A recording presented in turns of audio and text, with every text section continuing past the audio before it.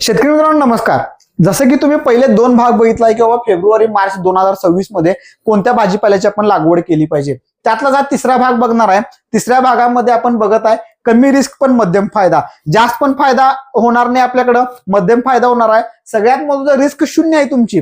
ह्या पिकामधनं जेवढी इन्व्हेस्ट करणार आहे तेवढे निघून थोडं थोडं प्रॉफिट होऊन जाणार आहे. सगळ्यात महत्त्वाचं ही पिकं लावत असताना लेबर कमी लागणार, आपल्याला मॅनेजमेंटचा लई मोठा इश्यू येणार नाही.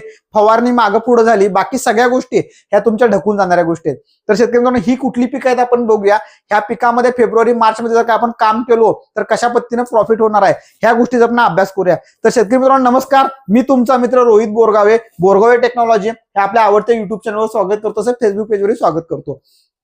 जसे की पहिले दोन भाग बघितलेले आहेत तर ते थोडे हाय रिस्कचे होते, तशी पिकं आपण सिलेक्ट केली होती. हे आता जो तिसरा भाग बघणार आहे, शेवटचा भाग, ह्यामध्ये लो रिस्क आहे. तर ह्याच्यावर आपल्याला कसं काम करू शकतो आपण व्हिडिओ पुढे बघूया. पण व्हिडिओला सुरुवात करण्याआधी जे कोणी चॅनलवर नाही त्यांच्या चॅनल सबस्क्राईब करा आणि जे कोणी फेसबुक पेजवर हा व्हिडिओ पाहत असतील त्यांनी पेज लाईक करा. तर पहिलं पीक आहे दुधी भोपळा. शेतकरी मित्रांनो दुधी भोपळ्याची मागणी हे एप्रिल मे जून जुलै पर्यंत अतिशय खूप चांगल्या प्रकारे असतो. ज्यावेळेला आपण फेब्रुवारी मार्च मध्ये दुधी भोपळा लावू आपण तर उन्हाळ्यामध्ये पीक पण चांगलं येतं, वेली खूप चांगल्या प्रकारे चढतात आपल्याला आणि त्यातनं जे काही उत्पादन येणार आहे ते खरोखर खूप चांगल्या प्रकारे येतं. दुसरं महत्वाचं की दुधी भोपळ्याला खर्च हे खूप कमी आहे. फक्त 80,000 ते 1,00,000 रुपये तुम्हाला खर्च येणार आहे. उत्पादन तुमचं 25 ते 40 टन येणार आहे. 40 टन डोळं झाकून येतं शेतकरी मित्रांनो. फक्त तुमची तारकाठी चांगली पाहिजे, पडायला नको सगळं आणि कंटिन्यू हार्वेस्टिंग आपल्याकडे पाहिजे. तर एकरी 40 टन मिळतात आपल्याला. महत्वाचा खर्च कमी आहे, मार्केट चांगलं राहतं. 10 ते 15 20 25 रुपयेपर्यंत कधी कधी भाव जातो आपल्याला. एक माणूस 1 एकर सहज हँडल करू शकतो. म्हणजे तोच माणूस औषध पण मारू शकतो, तोच माणूस काढणी पण करू शकतो, तोच माणूस खत पण सोडू शकतो. तर हे सगळ्या प्रकारे हँडलिंग वालं पीक आहे, अतिशय चांगलं पीक आहे. तर ह्या दुधीमध्ये लावलो आपण तर फेब्रुवारी मार्च मध्ये लावलो तर 100% आपला फायदा हा चांगला होऊन जाणार आहे. दुसरं पीक आहे भोपळा. ज्या शेतकरी दादांना नवीन शेतीमध्ये नवीन आहे, कमी रिस्क घ्यायची, आपल्याला तोटा धोका कायच पत्करायचा नाही, त्या दादांनी येतेला फेब्रुवारी मार्च मध्ये 100% हा भोपळा लावा. राऊंड शेप भोपळा पण लावू शकता, मोठा तुमचा अलोंग शेप मध्ये येतो तो जरी भोपळा लावला तरी चालू शकतात. भोपळ्याचा अंतर 8 फूट ठेवला तरी चालतं, 5 फूट ठेवला तरी चालतं, 6 फूट ठेवला तरी चालतं. 5,000 एकरी बिया बऱ्यापैकी बसले पाहिजेत आपल्याकडे भोपळ्याच्या. 15 ते 20 टन म्हणजे बऱ्याच लोकांचं 10 ते 15 टनापर्यंत उत्पादन येतं, पण 15 ते 20 टनापर्यंत भोपळा हा निघू शकतो. प्रत्येक ठिकाणी मार्केटमध्ये भोपळा चालतो. सगळ्यात महत्वाचं भोपळा हा वर्षभर टिकतो तुमच्याकडे. म्हणजे एकदा हार्वेस्टिंग केला तर वर्षभर त्या भोपळ्याला काय होत नाही. प्रत्येक घरामध्ये, प्रत्येक हॉटेलला, प्रत्येक फेस्टिवलला हे भोपळा खाल्लं जातं. भोपळ्याचे वेगवेगळे प्रकार पण लोक केले जातात आणि सगळ्यात महत्वाचं फक्त 20 ते 25,000 रुपये तुम्हाला भोपळ्याचा खर्च येणार आहे. औषध पाणी फवारणी मागं पुढं झालं चुकलं मनात आलं त्यावेळेला सुट्टी आलते त्यावेळेला करा तुम्ही.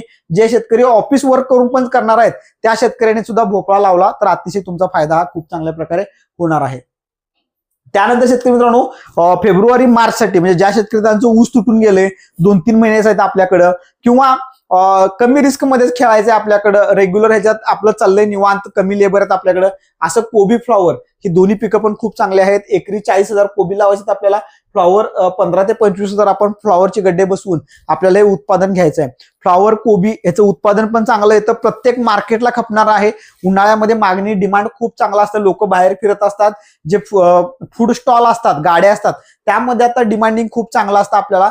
त्याच्यामुळे कोबी फ्लॉवर मध्ये खरोखर कमी इन्व्हेस्टमेंटमध्ये पण प्रॉफिट मात्र जास्त होऊ शकत नाही. खर्च कमी आहे, बाकी सगळ्या गोष्टी आहेत, पण तुमचा प्रॉफिट जो कोण होणार आहे तो पण मिडियम होणार आहे. नुकसान काय होणार नाही हे मात्र ह्यामध्ये हे आहे तुमचं. तर अशी ही कोबी फ्लॉवरची पिकं आपण लावू शकतो. कोबी फ्लॉवरच्या सेगमेंटमध्ये आपण बीट लावू शकतो, अतिशय चांगलं पीक आहे.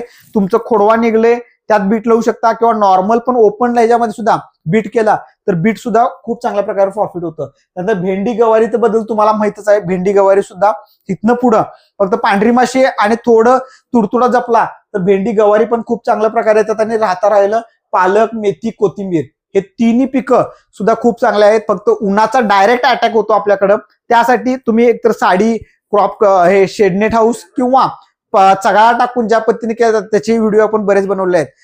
रेन पाईप पण च्या माध्यमातून पण आपण करू शकतो. तर ह्या पद्धतीने जे शेतकरी करू शकतात तुम्हाला 100% ह्याचा खूप चांगल्या प्रकारे फायदा होणार आहे. तर ही अशी पिकं आहेत जी तुम्ही निवडू शकता. आता ह्या सगळ्या ह्याच्यामध्ये आपण झेंडू बद्दल बोललो नाही, शेवंती बद्दल बोललो नाही, एक्झॉटिक पीक बद्दल बोललो नाही आहे. कारण का त्याचं मार्केट आपल्या भागामध्ये नाही आहे. तुम्ही लावू शकता, पण तुम्हाला जे काही प्रॉफिट काढायचं आहे किंवा जे काही अर्निंग करायचं किंवा सेलिंग तुम्हाला सहज होता आलं पाहिजे, तर त्या गोष्टी होत नाही आहेत. त्याच्यामुळे ती पिकं घेतली नाही आहेत. ही जी काही पिकाबद्दल तुम्हाला सांगितले आहे, ही सामान्य शेतकरी आपल्या नियोजनानुसार आपल्या भागानुसार करू शकता. 100% तुम्हाला ह्यामध्ये चांगल्या प्रकारे फायदा होऊन जाणार आहे. तर व्हिडिओ कसा वाटला नक्की कमेंट करून सांगा. तुमच्या सर्वांचं प्रेम आणि सहकार्य असं असू दे. आपण असं चांगलं काम करूया. आणि सगळ्यात महत्वाचं की तुम्हाला ह्या सगळ्या पिकामध्ये तुम्हाला काय अडचणी आहेत, तुम्हाला काय आमच्याकडनं व्हिडिओ पाहिजे, काय मार्गदर्शन पाहिजे, कमेंट करून सांगा. येत्या काळामध्ये सिमला आहे, काकडी आहे, टोमॅटो आहे, ह्याबद्दल आपण बरेच सेमिनार घेणार आहेत. त्याची अपडेट तुम्हाला या चॅनलवर मिळत राहतील. तर असंच काम करूया. तुमच्या सगळ्यांचं प्रेम आणि सहकार्य असू दे. धन्यवाद.